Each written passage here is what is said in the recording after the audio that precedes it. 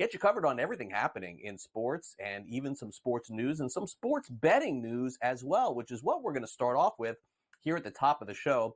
Very interesting lawsuit that was filed, by the way, and this is taking over social media and the internet this morning. I'm going to tell you a little bit about it here.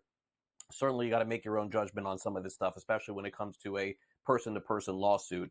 This was a complaint that was filed in the Supreme Court against DraftKings that details a physical altercation involving a masked man and a plaintiff named John Doe on March 30th, 2013. Allegedly, a man was seen grabbing another man, threatening to kill a man, a plaintiff, who of course is filing this, unless he paid $500,000 to a gentleman named Gadoon Spanky Kirilos, who is a prominent sports betting influencer, allegedly.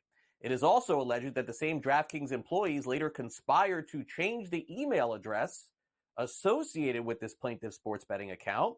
DraftKings has a response saying they have found no evidence of this happening and is moving to have the case dismissed.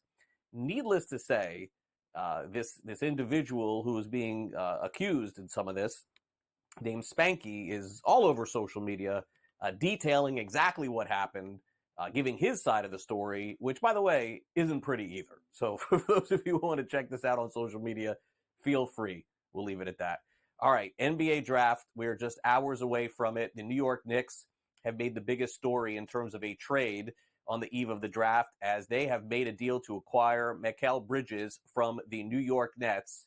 The Knicks are sending 4 unprotected picks, 25, 27, 29, 31, a protected 25 protected Milwaukee first, a 2028 unprotected pick swap, and a 2025 second-round pick for Bridges. And so he is reunited with his Villanova teammates. It's like a Villanova reunion there with the New York Knicks. Meanwhile, another trade in a pick swap between Houston and Brooklyn. The Nets have reacquired their own 2026 pick, which they traded once upon a time to Houston to acquire James Harden. They get that pick back in exchange for the Suns' 27 pick, a first-round pick that Houston previously owned from a trade with the Suns. Are you following me? I'm not. Houston also forfeits the rights to swap picks with Brooklyn in 2025. And all of this is basically about Houston wanting to use that Suns pick to trade for Kevin Durant. Durant has not asked for a trade. Houston is looking to get better. Once upon a time, the Rockets had superstars, and now they have none. So they're looking to basically get a superstar. Does that summarize it? I hope so. The Knicks, OG Anunoby has opted out of his contract. He will hit free agency. He signed a 4-year, $72 million with the Raptors, a deal in 2020 with this player option for 24 and 25. The Knicks are still hoping to get Anunoby back. He missed 76 games the last 3 seasons because of injuries. So we'll see what ends up happening if OG stays in New York. Also, the latest Fever versus Sky matchup in the WNBA. How about this, folks? 2.3 million people watching Caitlin Clark and Angel Reese. That great matchup on June 16th, 91-83, was just incredible. It was the most watched WNBA game in 23 years. Meanwhile, the matchup between the Yankees and Mets in Game 1 of the Subway Series goes to the Mets. They win by the final score of 9-7. It was the second outing for Gerrit Cole. He gave up a bunch of home runs, did not look great. Needless to say, Cole's up against it. I mean, it was only a second start, and he basically hasn't pitched in a long time. Also, second time in Cole's career, he's allowed 4 home runs. The other one was 2022. Cole said that naturally after the game, it was not his best. You make of tonight? Yeah, it was just disappointing. Didn't really give us a good chance to win tonight. Didn't execute enough good pitches.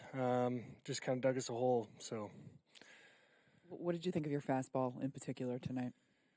Yeah, just not great command of it, throughout the evening, trying to find a blend of,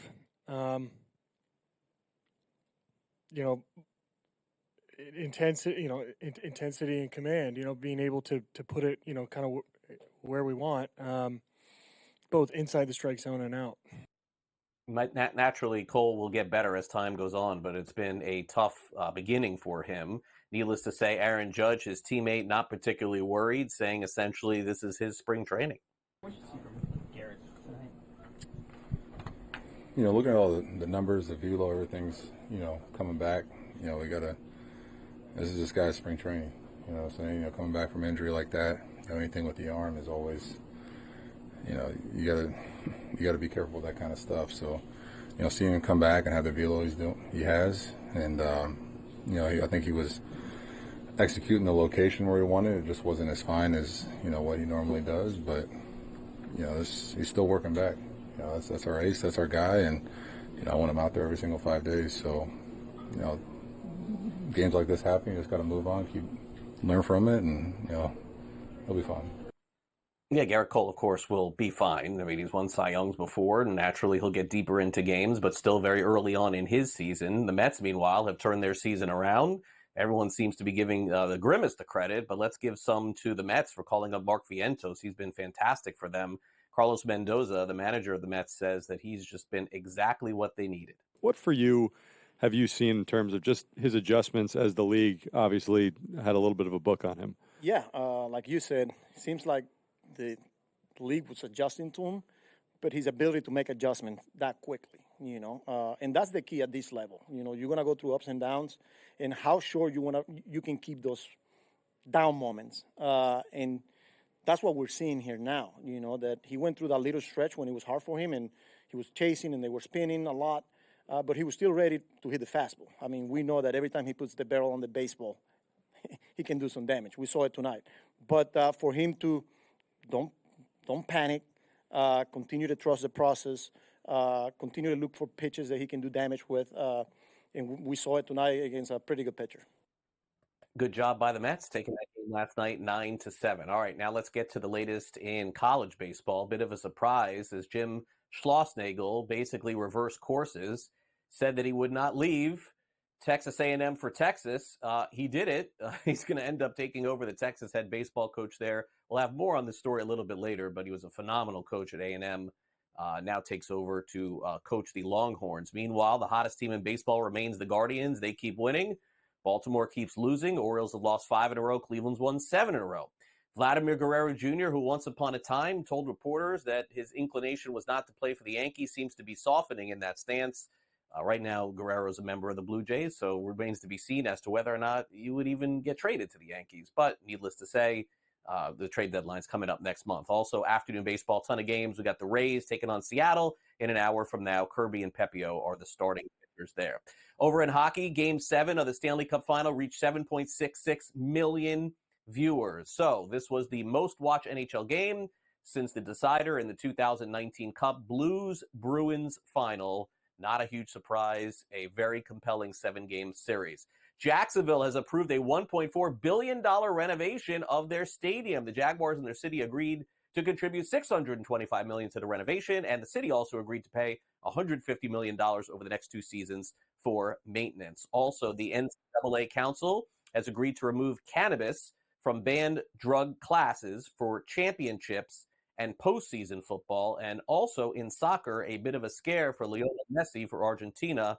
They end up winning and reach the Copa America finals. He had an injury scare that he says, quote, was nothing serious.